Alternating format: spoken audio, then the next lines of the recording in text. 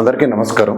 ముఖ్యంగా నాయని బ్రాహ్మణ సోదరులకి, నా సోదర సమానులైన నేనైతే సాధారణంగా కుల మతాలకి అతీతంగా నడిచే వ్యక్తిని.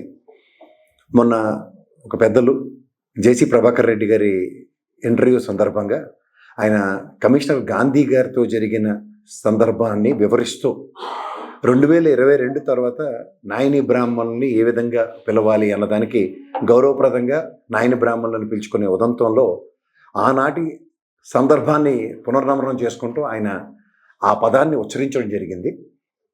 అవి ఎక్కడెక్కడైతే టెలికాస్ట్ అయ్యాయో వాటన్నిటిలోంచి ఆ పదాన్ని తొలగించడం జరుగుతోంది. అన్యథా ఏ విధంగానూ మీరు భావించకుండా మీ మనోభావాలు గాయం చేసే హక్కు, అర్హత కూడా ఎవరికీ లేదు. సోదర సమానులైన మిమ్మల్ని తెల్లారలేస్తే మీరు లేకపోతే కూడా మా దైనందిన జీవితాలు తెల్లవారని పరిస్థితిలో మీరు మా సోదర సమానుల భావంతో మీరు మాకు చేస్తున్న సేవలు అనిర్వచనీయం.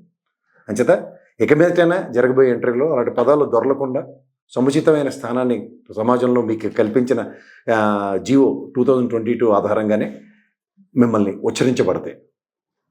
ఈ పదాన్ని ఆ ఇంటర్వ్యూలోంచి తొలగించబడుతుంది. సవివరంగా నేను కానీ ప్రభాకర్ రెడ్డి గారు కానీ దీనికి బాధ్యత వహిస్తూ ఈసారి రిపీట్ కాకుండా చూసుకుంటామని చెప్తున్నాను. ధన్యవాదాలు. హలో, తెలుగు రాజ్యం ఛానల్ చూస్తున్నారా? సామాజిక, రాజకీయ, జీవన చిత్రణే తెలుగు రాజ్యం. అతిశయోక్తులు, అసత్యాలు ఉండవు. రాజకీయ కోణం కాదు, ప్రజా కోణమే కొలబద్ద. తెలుగు రాజ్యం వీక్షణ మీ ఉత్తమ అభిరుచికి నిదర్శనం.